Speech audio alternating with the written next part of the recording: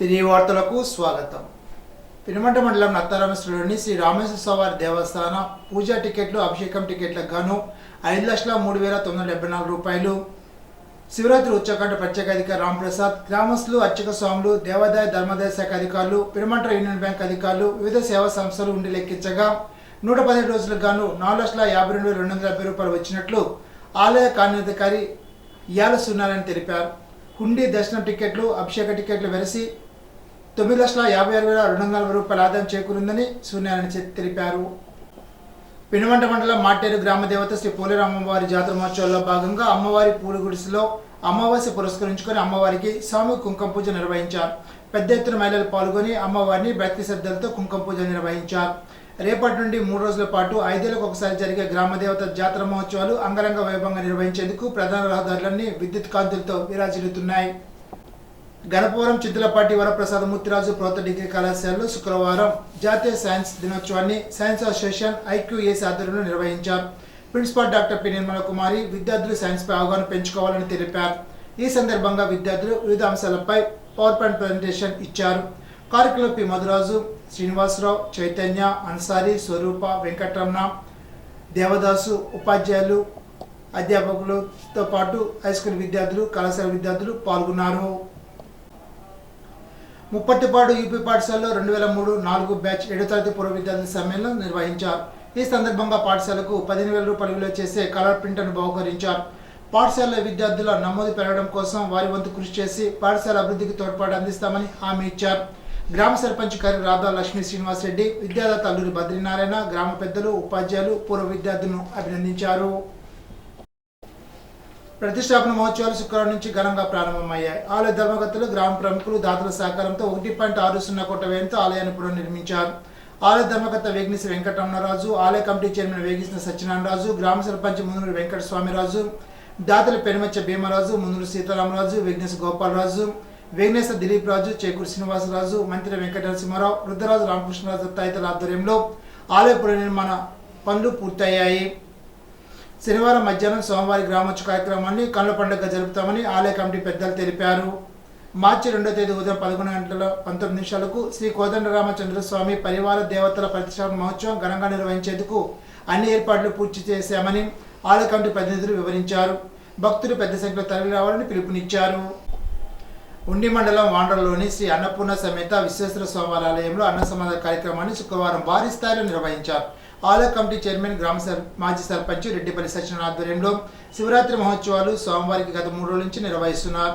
శుక్రవారం గ్రామ సర్పంచ్ దాసరి వెంకటకృష్ణ, ఆలయ committee chairman Reddipalli Satyanarayana, Bharatiya Janata party నియోజకవర్గ కన్వీనర్ కోర రామూర్తి, జనసేన మండల ఉపాధ్యక్షుడు గొట్టుముక్కల సుబ్బరాజు, భారతీయ జనతా పార్టీ మండల ఉపాధ్యక్షుడు చిన్నకాపు లక్ష్మీనారాయణ, మాజీ సర్పంచ్ గడి గోవిందరావు తదితరులు సోమవారిని దర్శించుకున్నారు. అన్న సమాధ కార్యక్రమంలో పాల్గొని సోమవారి ప్రసాదాన్ని స్వీకరించారు. ఉండి లయన్స్ క్లబ్ను జిల్లా లయన్స్ గవర్నర్ కాకరాల వేణుబాబు అధికార ప్రకటన జరిపారు. ఈ సందర్భంగా జరిగిన సభకు క్లబ్ అధ్యక్షులు సత్యబ్రహ్మారెడ్డి అధ్యక్షత వహించారు. జిల్లా గవర్నర్ వేణుబాబు మాట్లాడుతూ జిల్లా క్లబ్లో ఉండి లయన్స్ క్లబ్ తన ప్రత్యేకతను చాటుకుందని అన్నారు. పేదలకు దుప్పట్లు, సన్ రైజ్ వృద్ధాశ్రమానికి 10,000, ఉండి జడ్పీ విద్యార్థులకు పౌష్టికాహారం కోసం 15,000 అందజేశారు. కార్యక్రమంలో ఆర్వీఎస్ సూర్యనారాయణరాజు, కృష్ణమూర్తి, కృష్ణంరాజు, సుబ్బరాజు, గాదిరాజు, కేశవ, కాశీ, రామరాజు, సీతారామరాజు తదితరులు పాల్గొన్నారు.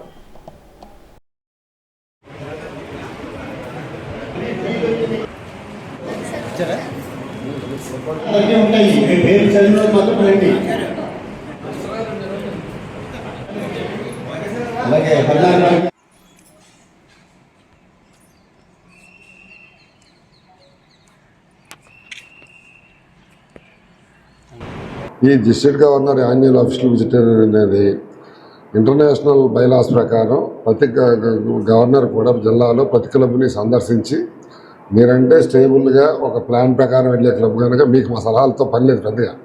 ఎందుకంటే మీరు ఒక సిస్టమ్కి అలవాటు పడ్డారు.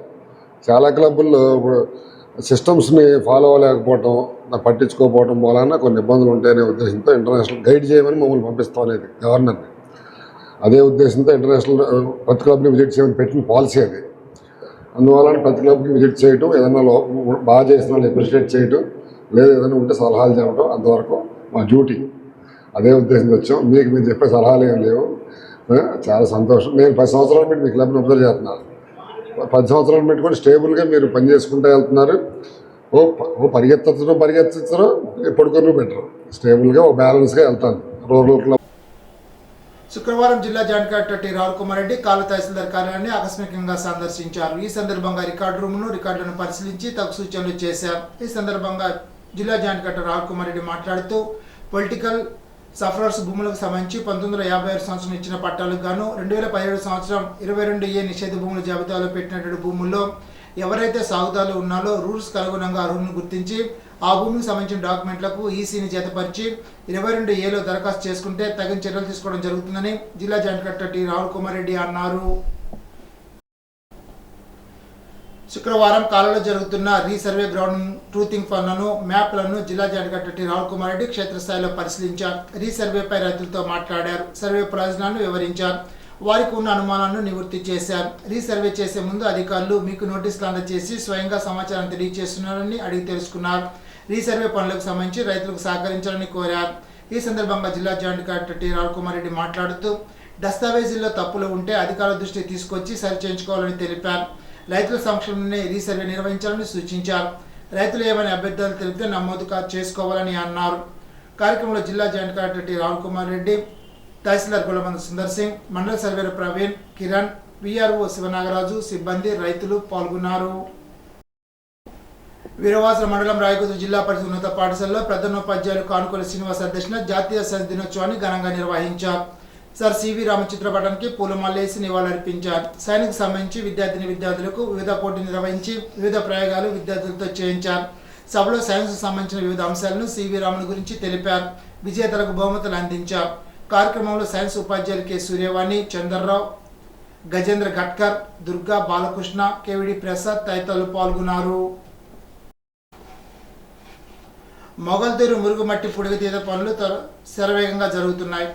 1.71 కోట్ల నిధులను మంత్రి నిమ్మల రామానాయుడు మంజూరు చేయడంతో డ్రైనేజీ శాఖ పర్యవేక్షణలో సాగునీటి సంఘాల ప్రతినిధుల ఆధ్వర్యంలో జరుగుతున్నాయి.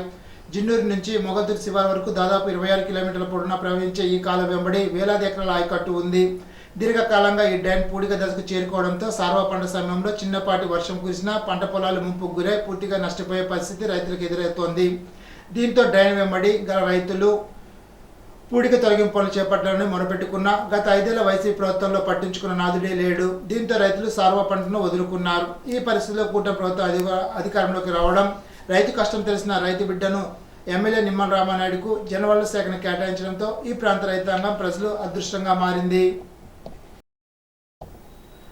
పాలకొల్లుపట్నం municipal limits, Palakollu rural police station ప్రాంతాల్లో గల సిమెంట్ రహదారి పనులు పరుగులు పెడుతున్నాయి. మంత్రి రామానాయుడు చొరవతో ఈ పనులు మున్సిపాలిటీ అధికారులు మొదలుపెట్టారు. చిన్నపాటి వర్షం వచ్చినా ఈ మట్టి రోడ్డు 4 అడుగుల లోతులో జలమయంగా మారుతోంది.